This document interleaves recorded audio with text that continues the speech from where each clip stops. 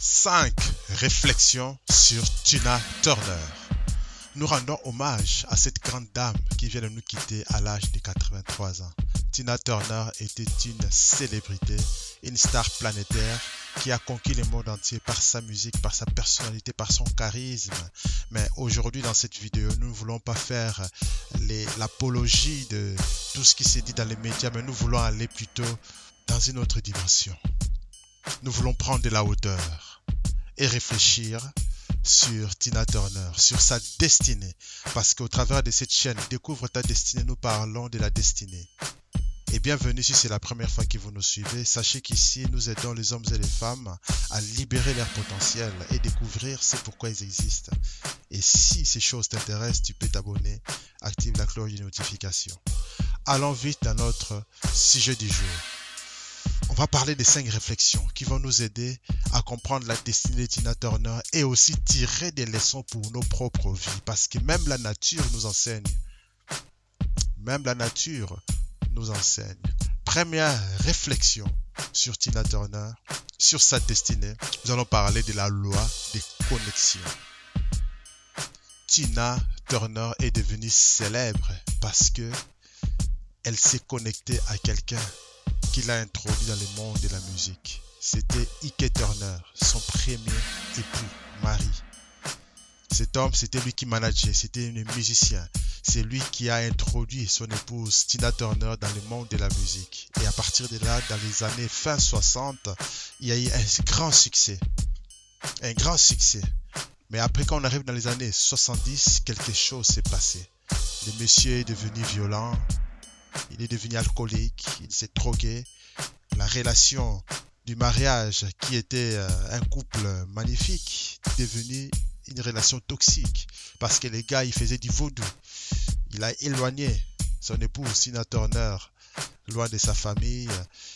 Elle était dans une famille chrétienne baptiste. Elle chantait dans la chorale à l'église. Elle est sortie de tous ces milieux-là. Et elle est totalement paumée, seule, victime à un mari violent, la relation étant toxique, c'était une descente aux enfers. Mais après cela, elle a su se relever, se reconstruire et entrer dans une nouvelle dimension, dans un succès mondial, une star planétaire dans les années 80. Qu'est-ce qui s'est passé? Dans tous les cas, tout ce qui s'est passé dans sa vie, c'était par des connexions. Elle a connu la gloire par des connexions. Elle a connu des moments troubles par des connexions. Elle a été introduite dans la musique par des connexions. C'est un principe spirituel, un principe universel. Dans ta destinée, sache que tu vas rencontrer des gens. Et ça sera à ta responsabilité de faire de ces personnes-là soit tes intimes, soit des personnes que tu peux juste saluer et passer ta route. Il existe plusieurs types de relations, mais toutes les relations ne sont pas des relations d'alliance. Toutes les relations ne sont pas des relations permanentes. Il y a des relations saisonnières. Il y a des relations pour un projet. Et il y a des relations pour la vie. Malheur à nous, parfois une relation saisonnière, une relation d'un projet devient une relation de vie. Et c'est là que parfois ça devient toxique. Et on devient victime. Mais si cela t'arrive, je te souhaite que tu sortes de cette emprise. Je te souhaite que tu arrives à te reconstruire et à entrer pleinement dans ta destinée. Et si tu as besoin de te faire accompagner, on est là pour t'aider. La loi des connexions. Tout ce qui t'arrive sur la terre, tout ce que tu peux recevoir sur la terre arrive par des connexions, par des personnes qui rentrent dans ta vie. Fais attention à qui tu fais rentrer dans ta vie.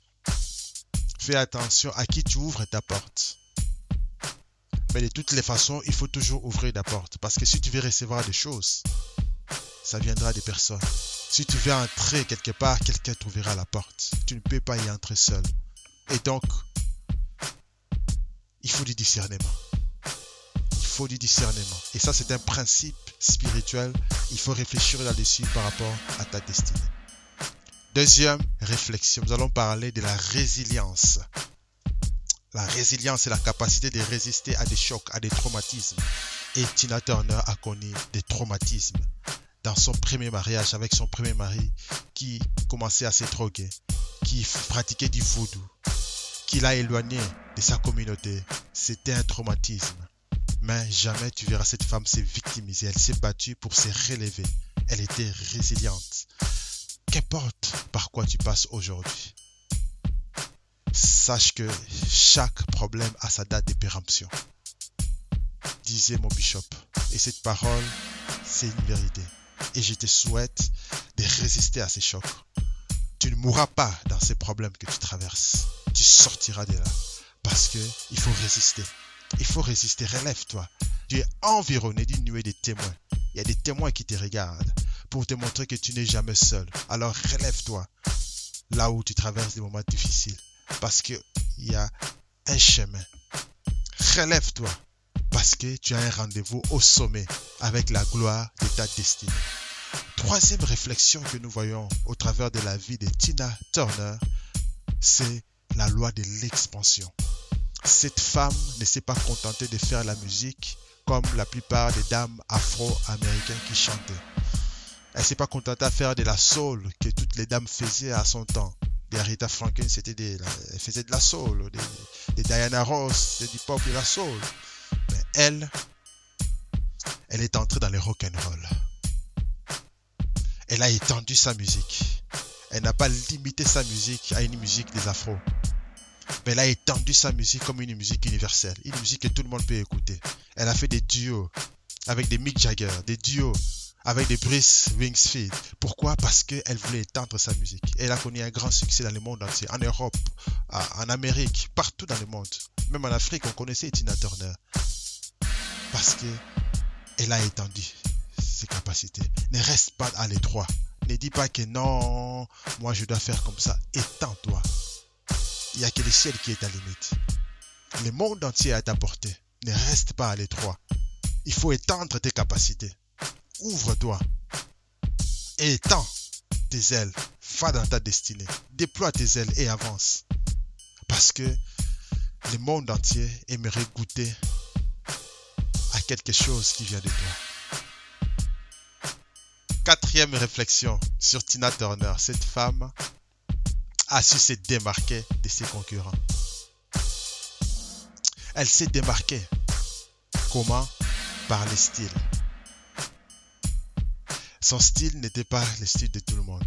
Elle avait une crinière, des cheveux qui ne ressemblaient pas aux cheveux des dames qui chantaient, qui lissaient.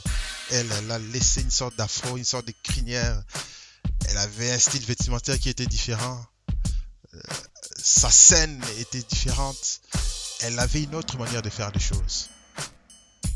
Ça, c'est la créativité, c'est démarquer. Être créatif, c'est démarquer. Non seulement qu'elle étendait, mais elle s'est démarquée des autres. Et quand tu te démarques, tu montres ton unicité, ta singularité, ta particularité. C'est très important aujourd'hui. Tu ne peux pas faire des choses comme tout le monde. Tu dois être toi-même par rapport à ta personnalité, par rapport à tes valeurs. Distingue-toi. N'apprends pas, n'embrasse pas tout ce qu'on te propose. Prends des idées, mais adapte des idées par rapport à ta singularité, par rapport à ton unicité, par rapport à ta personnalité, par rapport à ton identité. Et ça fait la différence. Et ça, c'est original. Et c'est ce que je te souhaite dans ta destinée, dans tes projets. Cinquième réflexion sur Tina Turner. Écoutez-moi très bien. Quel que soit le succès, quelle que soit la gloire que tu peux connaître, quelle que soit la réussite que tu peux connaître, il faut savoir qu'un jour, si Jésus ne revient pas, on va tous mourir. Et si tu meurs, il faut savoir qu'il y a la vie après la mort. Où iras-tu si tu meurs aujourd'hui? Aujourd'hui, Tina Turner est partie. Demain, on ne sait pas à qui ça sera. Je ne te le souhaite pas tout de suite. Je te le souhaite le plus tard possible. Mais quand ça arrivera, où iras-tu après la mort? Où iras-tu? Aujourd'hui, on peut frimer parce qu'on est en vie. Mais quand on passe de l'autre côté, il y a un jugement. Où iras-tu après ta mort? C'est pour ça qu'il faut mettre sa vie en règle par rapport à Dieu. C'est bien de pratiquer des bonnes œuvres. Tina Turner a pratiqué des bonnes œuvres. Elle a été résiliente. Elle a utilisé ses dons. C'est bien tout ça. Elle a accompli de grandes choses. C'est bien tout ça. Mais aujourd'hui, où est-elle par rapport à sa relation avec Dieu? On ne sait pas. On n'est pas des juges. On peut faire des prières, mais ça ne changera rien parce qu'il est écrit dans la Bible, il est réservé aux hommes de mourir une seule fois. Après quoi vient les jugements. Nous qui sommes vivants ici, réfléchissons et tirons des leçons par rapport à nous. Aller à l'église, ça ne sauve pas. Chanter à la chorale ne sauve pas. Ce qui sauve, c'est la relation avec Dieu. Jésus est le seul chemin qui amène à la vie éternelle. Accepte Jésus dans ton cœur comme ton Seigneur et ton Sauveur. Si tu as besoin d'aide, prends contact avec nous. Les informations sont dans la description de cette vidéo. God bless you. Entre dans ta destinée. Like cette vidéo, partage, envoie-les à quelqu'un que ça sauve la vie d'une âme. Parce que si ça sauve une vie, Dieu va te récompenser aussi. À très bientôt. Et on se retrouve la semaine prochaine dans une autre vidéo. God bless you. Ciao.